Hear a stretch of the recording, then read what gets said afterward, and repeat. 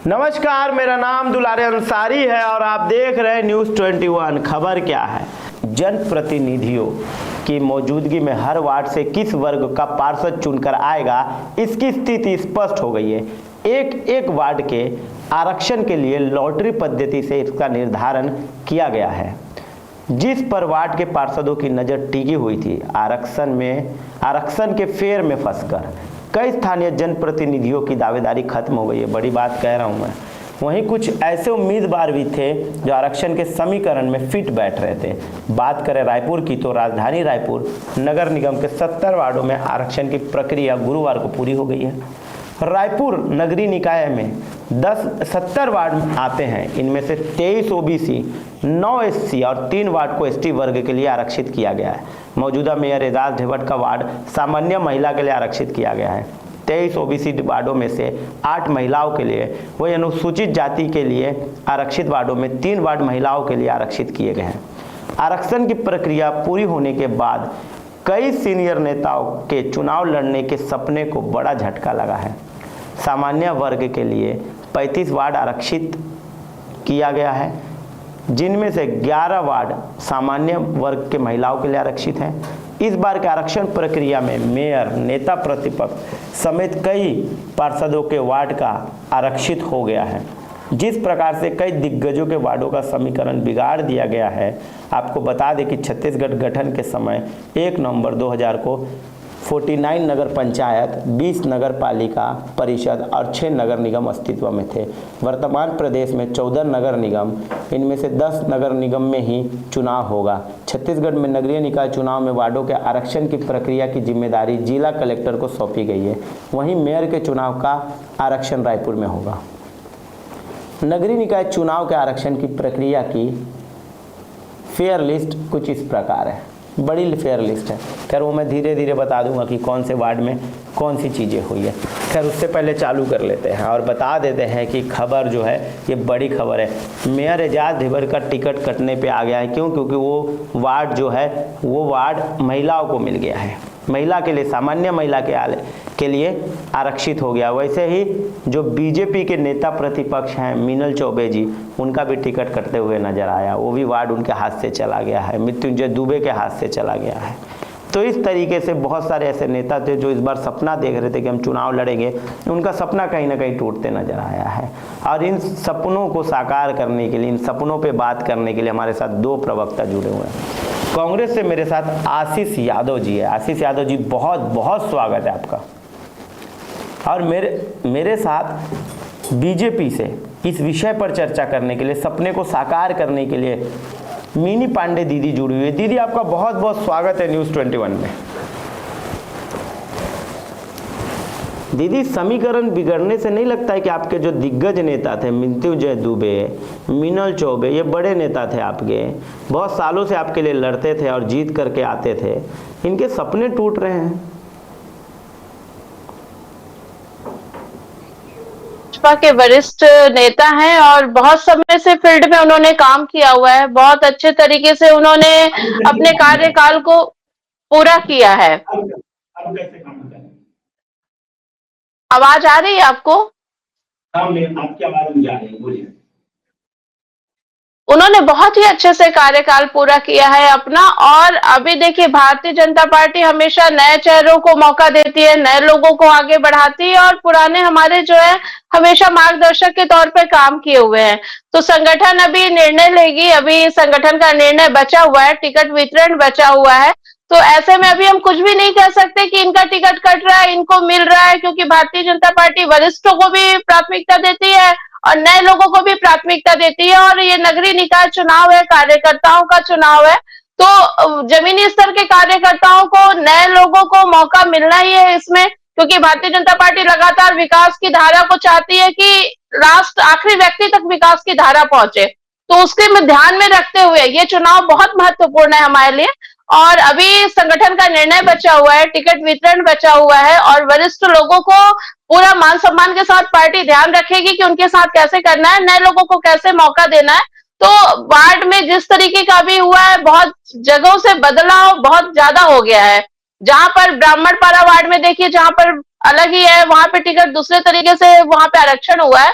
तो चीजें थोड़ा सा बदला है, पर पार्टी और संगठन मिलकर निर्णय लेंगे और सभी को मौका मिलेगा और हमारे वरिष्ठ लोग तो मार्गदर्शन के लिए हमेशा हम लोग के साथ रहेंगे ही। तो संगठन का निर्णय सर्वोपरि है। टिकट वितरण से पहले संगठन निर्णय लेगी कि किसको आगे बढ़ाना है, नए लोगों को किस कहां कहां पे मौका देना है। हर एक कार्यकर्ताओं की भूमिका को ध्यान में रख के, उनके कार्य क्षेत्र को ध्यान में रख करके निर्णय लिया जाएगा। साफ तौर पे पूछ रहा हूँ आशीष यादव जी, इस बार का महापौर एजाज ढेबर जी को दिया जाएगा कि नहीं दिया जाएगा? उनका तो सपना टूट गया है, उनका अपना वार्ड टूट गया है, महिला के लिए वो सीट आरक्षित हो गई है। 2 सवालों का जवाब जानना चाहूंगा। क्या कांग्रेस की तरफ से फिर एजाज ढेबर होंगे, और अगर नहीं होंगे तो कौन होगा, और अगर होंगे तो कैसे होंगे? दूसरा सवाल यह है कि जिस तरीके से बदलाव हुआ, ये बदलाव कितना असर डालेगा कांग्रेस के वोट बैंक पर, कांग्रेस के उम्मीदवारी पर? देखिए, ऐसा है कि कौन चुनाव लड़ेगा कौन नहीं लड़ेगा ये पार्टी निर्णय करेगी, और निश्चित रूप से जो है जो भी उम्मीदवार रहेंगे वो बेहतरीन प्रदर्शन करेंगे, क्योंकि पिछले चुनाव में भी हमने देखा है कि नगरीय निकाय चुनाव में कांग्रेस का प्रदर्शन दशकों से अच्छा, पिछले दशक से अच्छा है। बहुत बेहतरीन परफॉर्मेंस कांग्रेस पार्टी करती आई है, और इस बार 1 साल की जो भारतीय जनता पार्टी की सरकार चली है और कानून व्यवस्था से लेकर जो खामियां रही है, उसको देखकर जनता निश्चित रूप से फिर से कांग्रेस को शहर सरकार चुनने और पंचायत सरकार चुनने में मदद करेगी। लेकिन जो भारतीय जनता पार्टी ने आरक्षण को लेकर आए और जिस तरीके से ये आगे बढ़ रहे हैं, मुझे लगता है कहीं ना कहीं आपस में ही भारतीय जनता पार्टी में कुछ दिक्कत है, या फिर इनका ही नेतृत्व नहीं चाहता कि भारतीय जनता पार्टी नगरीय निकाय चुनाव में आए वापस, और जो लोग हैं वो वापस रिपीट करें। शायद पुराने लोगों को हटाने की साजिश सी की जा रही है, या फिर नए लोगों की जगह बनाने की। लेकिन यह तो तय है कि भारतीय जनता पार्टी ने यह सेल्फ डिस्ट्रक्टिव स्टेप लिया है, और इनका नगरीय निकाय चुनाव को लेकर जीत का अंदेशा बिल्कुल नहीं है। मेरी दीदी साफ पूछूंगा, आप बड़े गंभीर आरोप लगाया आशीष जी ने, कहा कि आप अपने ही नेताओं को खत्म कर रहे हैं। ये पहली बार नहीं है, ये 2023 के भी चुनाव विधानसभा में हमें देखने मिला कि बहुत ज़्यादा मेहनत अरुण साहू जी ने की थी, पर फल कहीं ना कहीं मुख्यमंत्री के रूप में विष्णुदेव साय जी को मिला। ये कहीं ना कहीं बहुत ज़्यादा मेहनत, आपने अंजय चंद्राकर जी को कोई मंत्री पद नहीं दिया, राजेश मूणत जी को बहुत कोई मंत्री पद नहीं दिया। जब हो हल्ला हुआ तो बृजमोहन अग्रवाल को शिक्षा मंत्री बनाया, पर उनको तुरंत बनाया और तुरंत हटा दिया क्योंकि उन्हें लोकसभा में भेज दिया।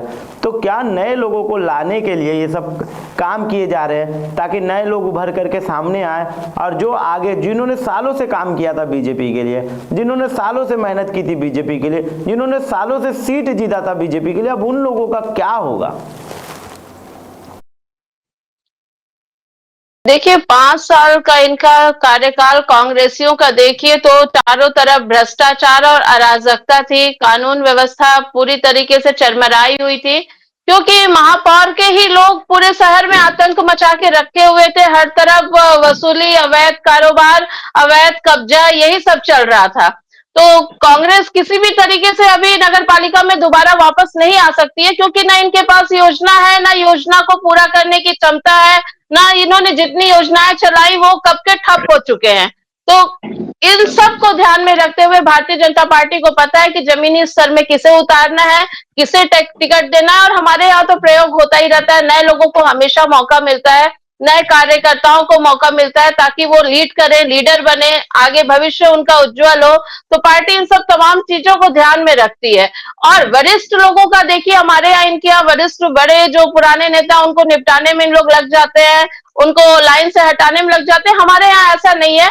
हमारे यहाँ देखिएगा, एक पार्षद से लेकर सांसद तक का सफर तय करते हैं उन लोग, तो लंबी चौड़ी उन लोगों का कार्यकाल रहता है। तो ऐसा कुछ भी नहीं है, संगठन निर्णय लेगा और नए और पुराने सभी लोगों को मौका मिलेगा, सभी को अवसर प्राप्त होगा, और जीत हमारी सुनिश्चित है। जीत हमारी इसलिए सुनिश्चित है कि रायपुर की जनता जानती है कि अब किसके साथ चलना है, अब किसको अपना वोट देना है, अब किसको आगे बढ़ाना है। तो ये कांग्रेस पार्टी अपना पुराना देखे समय, उनके समय में जो रायपुर, जिस तरीके से रायपुर को पूरा कबाड़ खाना बना दिया गया है, उस रायपुर को अब अगर सही दिशा में कोई ला सकता है तो भारतीय जनता पार्टी है। और केंद्र में हमारी सरकार है, राज्य में हमारी सरकार है, और नगर निगम में भी हमारा ही सरकार बनेगा। आगे आप देखिएगा, हमारी जीत सुनिश्चित है। ये तो जीत सुनिश्चित है, साफ तौर पे बोल रहे हैं मिनी दीदी।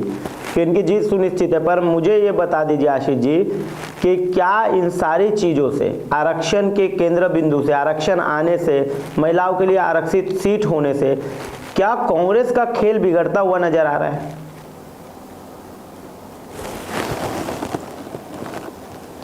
आशीष जी? जी जी। निश्चित रूप से जो मैंने बात सुनी ऐसा मुझे बिल्कुल नहीं लगता, लेकिन मैं ये कहना चाहूंगा कि अगर भारतीय जनता पार्टी अपनी सरकार में रहते हुए विपक्ष पर आरोप लगाने का हमेशा काम करती रहेगी तो शायद जो है छत्तीसगढ़ का भविष्य जो है अधर में ही रहेगा। मैं माफी चाहूंगा सर, मुझे इजाजत दीजिएगा प्लीज। किस तरीके से वो चले गए हैं, पर मिनी दीदी मैं आपसे कुछ बातों को जानना चाहूंगा। देखिए वो जवाब नहीं दे पाए, चले गए और उसके इम्पोर्टेंस को नहीं समझे डिबेट के। आरक्षण के चलते व्यवस्थाएं बहुत ज्यादा बदल गई हुई हैं।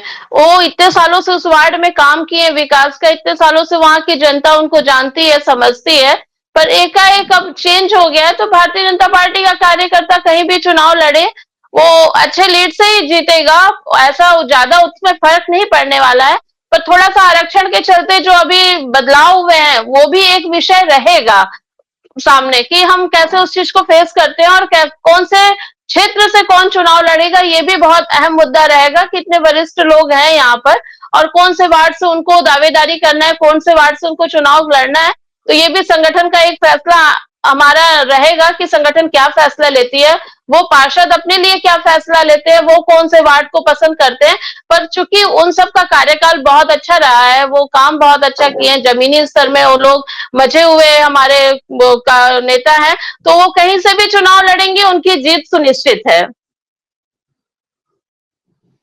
जीत सुनिश्चित है, ये बात आप बोल रहे हैं। और अगर वो हार जाते हैं तो उस हार का जिम्मेदार कौन होगा? बिल्कुल नहीं, देखिए हम ये चीजें तो हम बोल ही नहीं सकते कि हम हार रहे हैं। हार का ये कहीं फोड़ना हमको ठिकरा पड़ेगा, क्योंकि रायपुर नगर निगम बदलाव के मूड में है। रायपुर नगर निगम त्रस्त है। रायपुर नगर निगम अभी बदहाली के दौर से गुजर रहा है। जितने करप्शन, घोटाले और जितनी खराब व्यवस्था इनके द्वारा की गई है, तो लोग पूरा तरीके से चाहते हैं कि रायपुर नगर निगम बदले और वो भाजपा के उसमें रहे, भाजपा का वहां पे मेयर बने, भाजपा के पार्षद बने। तो ये लोगों का नगर पालिका चुनाव क्या आम चुनाव है, छोटे लोगों का उनकी जरूरतों का चुनाव है। वो तो अपने जरूरत के अकॉर्डिंग, अपने सुविधा के अकॉर्डिंग आप नेता चुनेंगे, वो जो उनको उनके चीजों में खरा उतरे। तो अभी के लोग त्रस्त है, इस कार्यकाल से त्रस्त है, कांग्रेस की जितनी भी अभी चल रही है गतिविधि उससे त्रस्त है। तो बदलाव के मूड में है और भारतीय जनता पार्टी का कार्यकर्ता कहीं से भी चुनाव लड़े वो जीतेगा, नए लोगों को भी मौका मिलेगा और संगठन वरिष्ठ लोगों का भी ध्यान रखेगी। लोगों का ध्यान रखेगी, नए लोगों को मौका मिलेगा, बहुत अच्छी बात है। पर रायपुर को नया महापौर मिलेगा कि नहीं मिलेगा ये बता दीजिए, और बीजेपी का मिलेगा कि नहीं मिलेगा ये भी बता।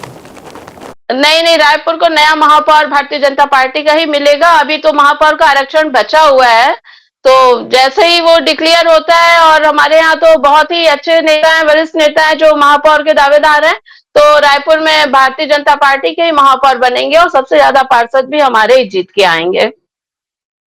सबसे ज्यादा बड़ा दम है के जीत करके आएंगे। कितने पार्षद, 70 में से कितने पार्षद इस बार बीजेपी के जीत सकते हैं, क्या लगता है आपको?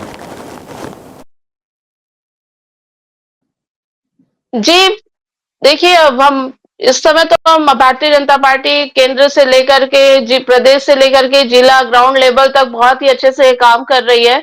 तो डेफिनेटली ज्यादा से ज्यादा वार्ड में हमारी विजय होगी और टिकट वितरण पे भी रहेगा, संगठन किसे टिकट देती है और कार्यकर्ताओं के मेहनत और लगन का परिणाम मिलेगा कि सभी वार्डों में भारतीय जनता पार्टी की सरकार बनेगी। मिनी पांडे जी कह रहे हैं कि भारतीय जनता की सरकार बनेगी, इस बार नगरीय निकाय चुनाव में उनके मेयर होंगे, पर ये देखना अहम हो जाएगा कि उनके मेयर होंगे या नहीं होंगे, क्योंकि जब जब उनके मेयर की बारी आई है तब तब उनके मेयर ना होकर कांग्रेस के मेयर ने पद संभाला। और इस बार बीजेपी बड़ा दम भर रही है कि पद हम संभालेंगे, मेयर का पद हम संभालेंगे। तो क्या मेयर का पद बीजेपी के लोग संभालेंगे, बीजेपी के कार्यकर्ताओं के हाथ लगेगा, या फिर इस बार इन्हें संतोष से ही सामना करना पड़ेगा? क्योंकि देखने को मिला है इससे पहले भी जो है वो मेयर रह चुके हैं, कांग्रेस के मेयर रह चुके हैं प्रमोद दुबे जी। तो कहीं ना कहीं हमेशा मेयर से दूरी का सामना जो है वो बीजेपी को करना पड़ा है। मेयर की कुर्सी से हमेशा बीजेपी थोड़ी दूर खड़ी नजर आई है, पर ये दूर अब कितनी दूर होगा या ये दूर नज़दीकी में बदल पाएगा या नहीं बदल पाएगा, खैर ये समय बताएगा। पर मैं फिर बता दूं कि छत्तीसगढ़ में चुनाव हुआ 2023 का, छत्तीसगढ़ की पृष्ठभूमि बहुत ज़्यादा गर्म थी। उसके बाद विधानसभा के चुनाव के बाद लोकसभा का चुनाव हुआ 11 सीटों पर। छत्तीसगढ़ बहुत ज़्यादा गर्म थी, छत्तीसगढ़ की राजनीतिक भूमि बहुत ज़्यादा गर्म थी। और अब इस बार जो चुनाव है नगरीय निकाय को लेकर के, नगरीय निकाय चुनाव, इसमें भी छत्तीसगढ़ की जो पृष्ठभूमि है वो बहुत ज़्यादा गर्म है। इस बार देखना होगा कि कौन कहां से जीतता है और कौन कहां से हारता है। क्या जीते हुए नेता हार जाते हैं और हारे हुए नेता के पास जो एक मौका आया वो इसको जीत में बदल पाते। बहुत दिलचस्प खेल जो है इस बार नगरीय निकाय चुनाव में देखने को मिलेगा। बड़ी से बड़ी खबर लेके आऊँगा, छोटी से छोटी खबर बताऊँगा और छत्तीसगढ़ के एक एक सीट की खबर बताऊँगा। और कौन बताएगा? न्यूज़ 21 बताएगा। एक एक विश्लेषण बताऊँगा कि किस सीट पर कौन जीतने वाला है, किस सीट पर कौन हारने वाला है। एक एक ग्राउंड रिपोर्ट हम दिखाएंगे, छत्तीसगढ़ की छोटी से छोटी ग्राउंड रिपोर्ट दिखाएंगे। ये ग्राउंड रिपोर्ट तब अहम हो जाता है जब आप न्यूज़ 21 पर देखते हैं। ये ग्राउंड रिपोर्ट तब और ज़्यादा अहम हो जाता है जब न्यूज़ 21 के साथ आप जुड़ करके देखते हैं। तो देखना ना भूलिए तमाम बड़ी खबरों के लिए न्यूज़ 21।